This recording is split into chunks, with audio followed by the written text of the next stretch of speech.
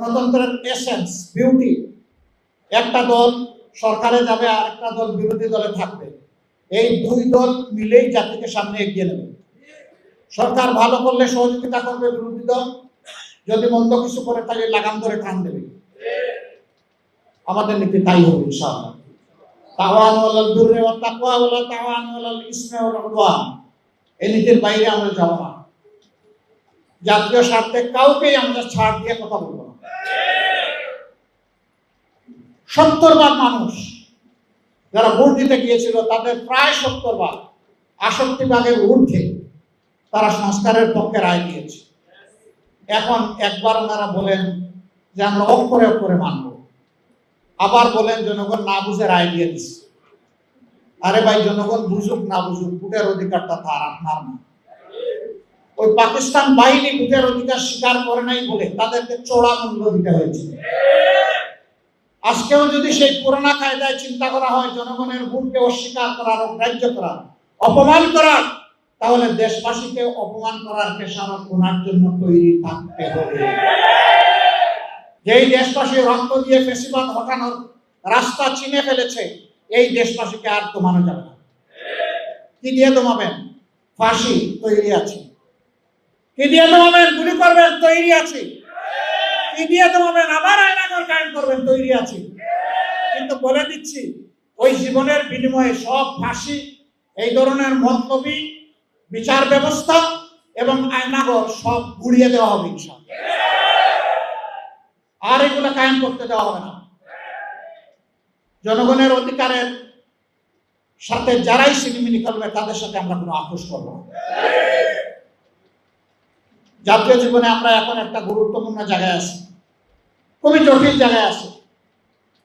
সম্প্রতি যুদ্ধের কারণে গোটা বিশ্ব অস্থির, অর্থনীতি অনেক দেশে ভঙ্গ হয়ে পড়েছে। জ্বালানির অভাবে অনেক দেশ কুড়িয়ে কুড়িয়ে হাঁটছে। অবশ্য আমরা জ্বালানিতে খুবই সমৃদ্ধ, কারণ আমাদের মন্ত্রী মহোদয় বলেছেন কোনো কিছুর আমাদের অভাব নেই। এই অভাব না থাকার কারণেই কয়েক কিলোমিটার একটা পাম্পের সামনে এখন সারি সারি লাইন। তো অভাব নাই তো এত লম্বা লাইন কেন? আজকেও আমি বিভিন্ন ইন্ডাস্ট্রি মালিকদের সাথে কথা বলেছি। আচ্ছা, বুঝলাম গাড়ি চলবে না, না হয় হাঁটলাম, তো ইন্ডাস্ট্রি যদি না চলে তাহলে এই দেশ চলবে কিভাবে? সেই ইন্ডাস্ট্রির চাকা ঘুরতে হলেও তো আমার জ্বালানি লাগবে। এ পরিস্থিতি সৃষ্টি হওয়ার সাথে সাথে বলেছিলাম বিকল্প সন্ধান করুন। আজকে বলবো সংকীর্ণতা থেকে বের হয়ে আসো।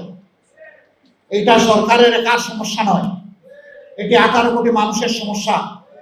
এটা শুধু বাংলাদেশের সমস্যা নয়, এটা গ্লোবাল প্রবলেম। এই ধরনের জাতীয় সমস্যায় খোলা মনে সবাইকে নিয়ে বসে আমরা প্রস্তুত সব দিক থেকে সহযোগিতা করব যতটুকু সম্ভব। আজকেও কয়েকটা দেশের প্রতিনিধিদের সাথে কথা বলেছি যে তারা এই পরিস্থিতিতে আমাদেরকে কি সহযোগিতা করতে পারে। তারা বলেছে আমরা সাধ্যমতো বন্ধু দেশকে সহযোগিতা করার জন্য প্রস্তুত আছি। আমরা যদি এই সরকারের ব্যর্থতা চাইতাম তাহলে আমরা রাস্তায় এখন নেমে আগুন জ্বালানো শুরু করতাম। আমরা তো সরকারের সফলতা চাই, কিন্তু সরকারই যদি উল্টা পথে হাঁটে আমাদের তো করার কিছু নেই। সরকারকে সঠিক পথে হাঁটতে হবে। মানুষের আকাঙ্ক্ষাকে সম্মান করুন। একবারে আগামী 29 তারিখ আবার অধিবেশন বসছে, আমাদেরকে নোটিশ দেওয়ার কথা বলা হয়েছে সংস্কার বিষয়ে আলোচনার জন্য। আমরা সুযোগ দিয়ে বলতে চাই, নোটিশের অপেক্ষা না করে অধিবেশন বসার সাথে সাথে ঘোষণা দিন যে আমরা তা আপাতমস্তক যেভাবে সাইন করেছি ওইভাবে বাস্তবায়ন করি। আসলে এখন বাস্তবায়ন প্রক্রিয়া নিয়ে আমরা আলোচনা করি সংসদ। আমরা প্রস্তুত, খোলা মন নিয়ে প্রস্তুত, কিন্তু এইটা নিয়ে যে কোনো ধরনের কালবহনা আমরা মানব না। যদি সংসদে তার সমাধান হয় আলহামদুলিল্লাহ, না হয় এই রাজপথ আমাদের পরিচিত।